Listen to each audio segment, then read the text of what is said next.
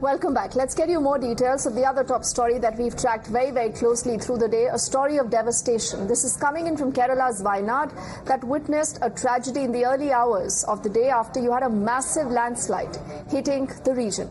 And just hours after the incident, you have the rescue operations that are still underway on a war footing. The landslides have left a trail of destruction with hundreds still feared to be trapped. The death toll already has risen to 116. There are fears that the numbers may only rise from here. The Indian Air Force's choppers, the NDRF teams, remember, have all been pressed into action since this morning. We can also tell you that 2 columns of the army have also been deployed. There are about 250 members of the fire and the rescue teams.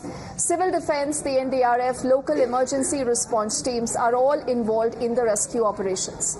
Also, the naval teams will join the rescue operations. The Indian Army has also deployed more 225 personnel, including medical teams on the spot. Our colleague Deepak is also joining us live, and he remembers been getting us a lot of these reportage through this evening. You know, Deepak, it's such a devastating story to report on. You know, wherever you see, I think you see destruction. And a lot of focus right now on relief and rescue operations. What can you tell us about the latest?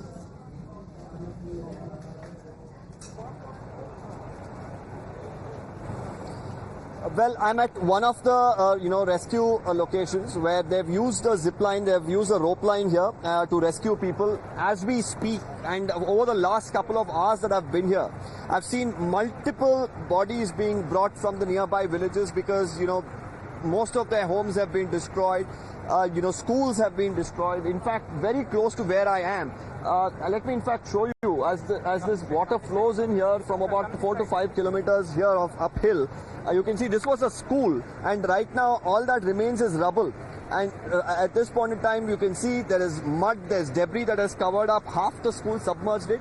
As we speak here, I'm going to show you what the rescue teams are doing. There is, like you mentioned, of course, there is the Kerala Fire and Rescue Services, there is the NDRF, there's the local police, there is also the army. At this location, it's predominantly being coordinated by the NDRF and the SDRF along with the fire personnel. As we speak now, stretchers are being used to either transport people from one side to the other because they cannot, of course, walk past, most of them who are injured or those who have lost their lives.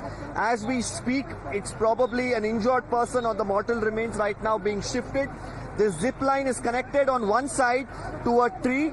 Once again, nature, while of course it has brought in this massive destruction, it is also providing assistance to the, rescue teams here who are using it as a means to, operate this zip line of sorts which is being used to bring in people who are either injured or who have lost their lives. On the other side, I'm going to ask my video journalist Pradeep to show you across the stretch of the road some more visuals where a makeshift bridge has been created. Now, of course, most of the people who could walk have already been allowed to move through that because the water levels have come down. That's only in the last couple of hours.